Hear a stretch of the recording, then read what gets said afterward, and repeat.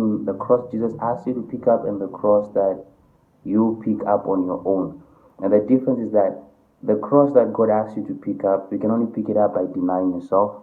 But with the cross that you give yourself, you pick it up by indulging yourself. So in other words, it's like my cross, if I give myself a cross, I literally get it by indulging myself maybe in a wrong act or indulging myself in a certain thing. So my cross, I get it by indulging myself, but God's cross, I get it by denying myself. And that's important to understand that difference. And so, with all sensitivity and sympathy, I just want to establish the fact that most of the time, there's nothing special about the situations we go through. And they are heavy, yes, they are heavy, but in themselves, there's nothing special. Like when you look at the cross, there's nothing special about the cross, really. Like the cross was just an instrument of death. Because that's why you have, before Jesus, people were being hanged on the cross. After Jesus was still being hanged. During the crucifixion, there were people being hanged with Jesus. So the cross in itself was nothing special. There's nothing really special about our situations per se. What makes them special is who gave us the cross and who we are going through the cross with.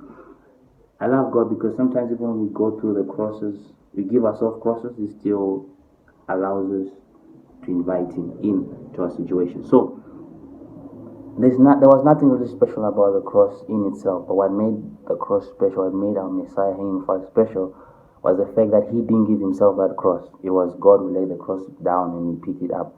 So even with us, what makes our situation special is not the fact that we're in the situation, because you can be in the situation itself, but you being in the situation alone doesn't make the situation, doesn't lead to glory afterwards. No, it just leads to being in a bad situation. So on the cross, we have two examples. We have two thieves, right? And one of the thieves decides to do the cross or go to the situation by himself, because like most of us, sometimes we feel like going through a negative situation is what qualifies me for the glory before me. Not knowing that what qualifies us for the glory ahead is not because we went through a situation, but it's because we went through the situation with Him, right? So it's not about going through a situation or going through a bad season in your life. You can go through a bad season in your life and not come out on top. And like the other thief, you can go through a situation like the cross and a situation and literally still end up in hell. Not because sometimes we make the mistake of thinking that the situation is what makes us special. It's not the situation. The situation in itself, there's nothing special about it, but it's about who you're going through the situation with. So the other thief on the other side, on the other hand, decides, okay, I think I'm going to go through this situation with God, because ultimately what allows the situation to bring glory and allows us to access glory after the situation is the fact that we went through the situation with God, because only He's able to give us life in a situation of death. Only He's able to lift us up in things that are supposed to pull us under. So now, the other thief now, he decides, let me do the cross with Jesus, and he submits and he allows himself to look at God beyond the situation. Because sometimes, if we are being honest, there's a temptation to want to make excuses for God. I mean, like, you are there on the cross and you're looking over at Jesus, and like, your God looks beaten, like Jesus looks beaten, like Jesus is bleeding, and you are probably bleeding worse than the other thieves. So imagine you're looking at God, you're like, I feel like God on this one, I feel like this is becoming too tough for God. Not saying that it is, but like that's our perspective, because you're looking at Him and you're like, so just imagine being on that cross and you're staring over at Jesus and the man is bleeding. He can't even open his eyes because he's that badly beaten. And so sometimes we can be tempted to stop.